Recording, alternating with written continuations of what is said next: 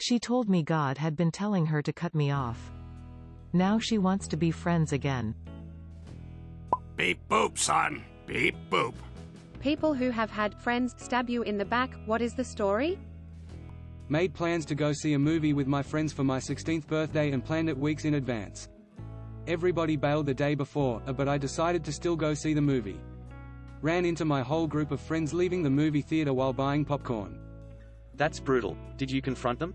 Yay, lot of hemming and hawing with no real explanation and no apology. Still went to see my movie, Underworld, and learned a valuable lesson about people and friends. Sucked at the time, but eventually that lessons was a great B-Day gift. Asked 2 of my friends if they wanted to live together in college. Then one of them asked another person in our friend group if he wanted to join in as well. Then they asked another, and another. And then once there were too many people for one apartment, they dropped me out of it. No longer friends with any of them. Was kinda a wake-up call though, because I definitely gave way too much of myself to those people, not knowing that I was the most expendable one. It really taught me not to put others on a pedestal and respect myself more, and has since led to me developing far more healthy relationships that bring me a lot of happiness. I had one friend. I was bullied by everyone at elementary school. Because my friend would be bullied too when they hung out with me at school, we only played outside of school. One day a popular kid asked to play with me during recess. I was ecstatic. Until after a while they said, "You're not as bad as friend said you are." And that's how I learned why I was bullied. My mother told me she was sick of being with Dad. She told me a bunch of things he'd done which made her afraid of him. She asked me to tell a few of her close friends about how she was being treated because she wanted them to understand why she was leaving. Then she decided to stay with him. So she told her friends that she had no idea what was wrong with me, but they should pray for me because it looked like I was going through something. My own mother stabbed me in the back. You're not alone. Dozens of times throughout my childhood, after witnessing, being told of, and experiencing all the emotionally and physically abusive things my mom's boyfriend did to her and us, she's decided to leave and have us pack everything.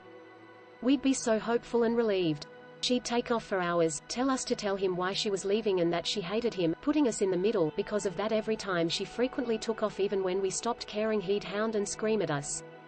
Then she'd stay, get upset at us for upsetting him. We'd get yelled at by her constantly for not respecting him, by not hugging him, by not saying, "I love you," for not wanting to engage with him overall. She'd say we had no reason to treat him like that, he was so good to us even if he was bad to her. Spoiler, no. After like a year of that, we started just saying, "Aha," and going to our rooms when she got on it. "We're leaving. Start packing, load the car, we have to go now," rampage. She'd then change her rage into, "Why aren't you listening to me? I said start packing. You're taking his side? Fine, you can all stay here with him," and then even when she'd stay after that, she'd act like we betrayed her. We all knocked the fuck out as soon as we were able. He accused me of sexually assaulting his younger sister, who was basically my little sister too, at the time. It's completely false, and it's the most mind-boggling thing that's ever happened to me. Did they have anything to gain from it? I learned at a young age that people suck. My stepmom and dad tried to claim my grandpa raped me, just so they could use that in court to get custody of me. It really took a toll on my grandpa, who did nothing wrong. Not to my knowledge. I mean, he gained not having me as a friend anymore, which I assume is the reason he did what he did. It was a one-way friendship and I should have ended the friendship way before, but I was younger and naive. I'm really sorry that happened to the both of you. That's so fucked up, and I hope things worked out for you guys. The person who stabbed me in the back wouldn't dare try to take it to court or try anything like that, because it would fail miserably for them. I had one friend who honestly wasn't my favorite person because she was really manipulative, but I never said anything bad about her. I found out that she had been shit-talking me to all of our mutual friends and telling them all that I did horrible things that I never did. Ended up essentially being pushed out of that entire friend group, and it ruined a lot of my high school experience. I had a best friend that I knew for 16 years. She got pregnant and her parents tried to kick her out. Her parents wanted her to get an abortion, but she refused. One of our HS friends told me someone should push her down a flight of stairs so she can miscarry. I told her that's a very bad idea and defended my best friend. The next day, the principal came by my class to ask me if I could attend a meeting about something important.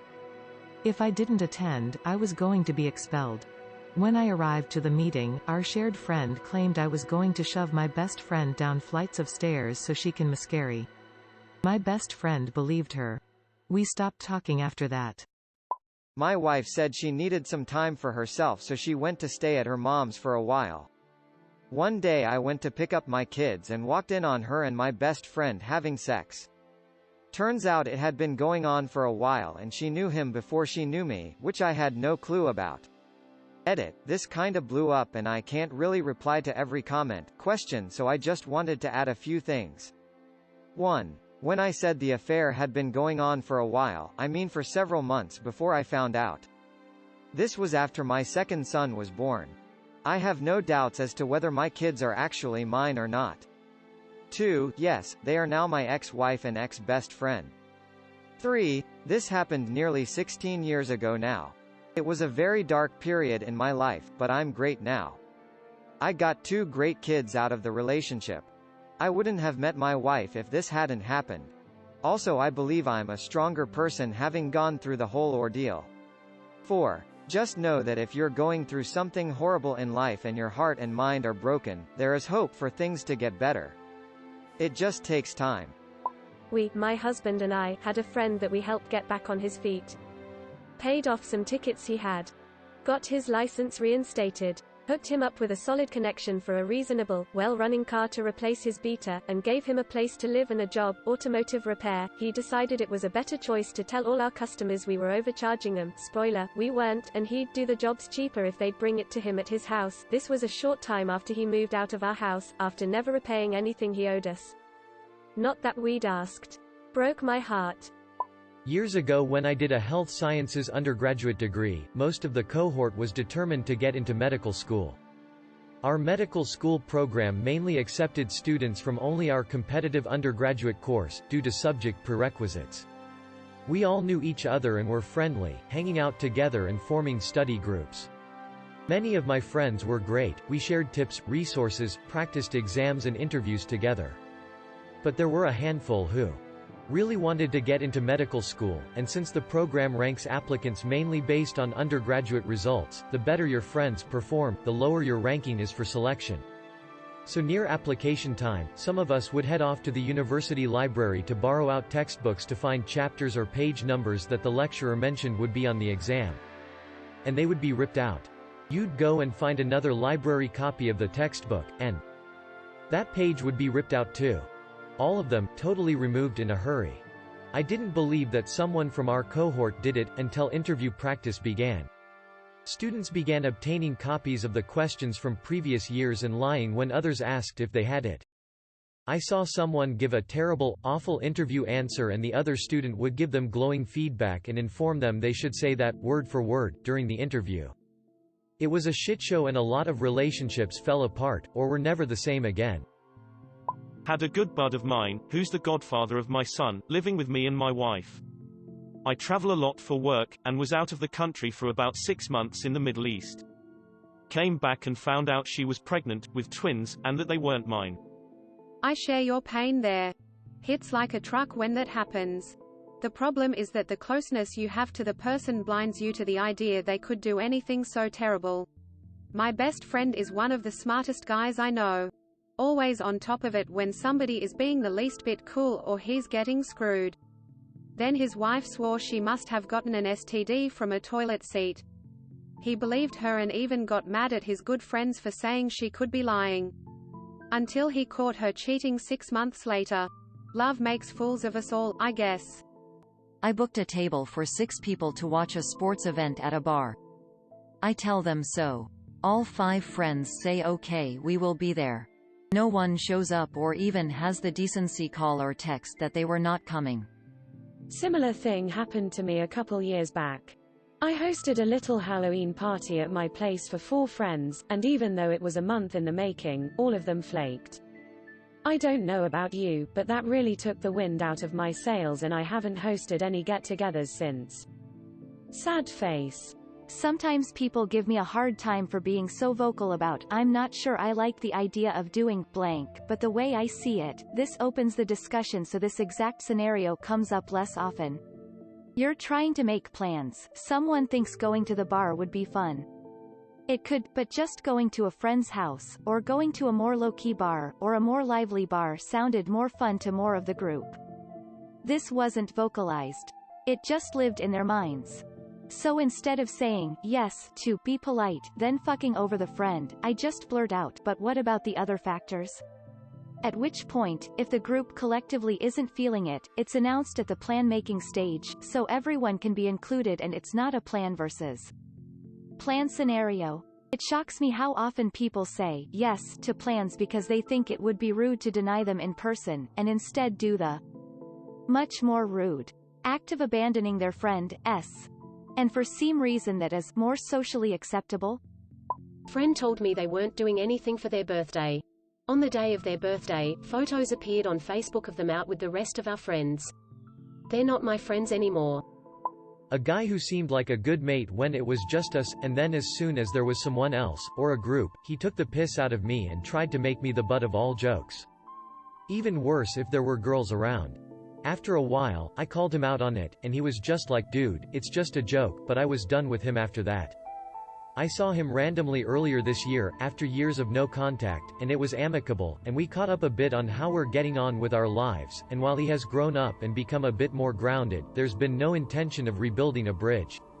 I think if I ever met someone who has that side to their personality, I'd drop them like a hot potato. Grew up going to the same church and met my friend and her family when I was 14. We grew up together, hung out, and our families would be together all the time. Fast forward many years and I am dating a guy that I fell in love with for almost 3 years at the time. He went to ND to the oil fields for work. I went to visit him and could tell something was off a bit, took the train from my town to Williston 22 hours to get there. Visited him for 5 days and on the last day he gets up and goes to shower, I grab his phone, we had an open policy with each other that either could be on each other's phones, I found the emails between my friend and him. My family still hangs out with her family and her. I refuse to be around or speak to her. My best friend since 4th grade, called her my soul sister. I genuinely was so grateful to have what I thought our friendship was. She fell on hard times, got weirdly religious, and stopped working while going to a private uni. I was always there for her, shoulder to cry on, visited her all the time because she didn't have any friends and I knew she was lonely, helped her with groceries and rent, helped her family out. One day she came over and after buying her groceries, she told me a higher power has been telling her to cut me off for 2 years and she had to listen. Now she wants to be friends again. It's a hard nope from me, dog. In 2014 I woke up Jan 1st in horrible pain. I ended up needing an emergency surgery to remove my gallbladder. I was a single mum to 2 kids under 5 and had just moved back to my hometown after living out of state. We'd had to leave a really shitting living situation and had only been back about a month and I had not found a job at that point. I had had a really close family friend who had been living with me before I had moved back and he ended up homeless, so I bought him an $80 bus ticket and got him back to our hometown and let him stay with me a few days. He quickly found another place to stay, but we had invited him to my youngest son's 2nd birthday, which is the 6th of Jan. I was like 4 days out from surgery at this point and could barely make it down my stairs at this point, so he offered to go and pick up the pizza and cake for my son for me. We didn't have a huge party or anything. I was on food stamps and had cash assistance since my son's dad was not involved at all and did not pay child support. Even so, I offered for him to get himself a small pizza to take back to the girl he was staying with since her and her kids couldn't make it over. So party goes great, everyone has a good time, especially both my kids. A few days later my grandma was going to go grocery shopping for me, so I go to get my card and realize it's not there. I never got it back from the guy, and I forgot he even had it since I was all doped up on pain meds from surgery. I tried calling him like 5 times and he didn't answer, so I get onto my account online to check my balance and he took everything. I had like $600 in cash, paid my rent and bought my kids the things they needed, and then I had like $750 in food stamps. All of it was gone. He let the girl he was staying with convince him to steal my money from me. I'd only used the money to buy the bus ticket, and the pizza and cake for my son since I'd been in the hospital for the first 4 days of the year and only home for 2 after that. It is still to this day the most intentionally fucked up thing anyone has ever done to me, mostly because it was such a huge fuck you to my kids. Like who steals from a single mum recovering from a life-saving surgery on her kid's birthday? Especially after I helped him. Like holy shit. Please tell me you called the police on him. I really hope you're doing fine, RN. I'm so sorry he did this to you after all the kindness you showed him. Oh honey, I'm good. Lol, I live in a house I own with and so who loves me. I've got 3 kids now, and I have a job out of choice instead of necessity. Life is really good. IDNT call the cops on him. It could have been the drugs, but at the time I wasn't angry, just really sad he would take from me when he knew he could ask me for help.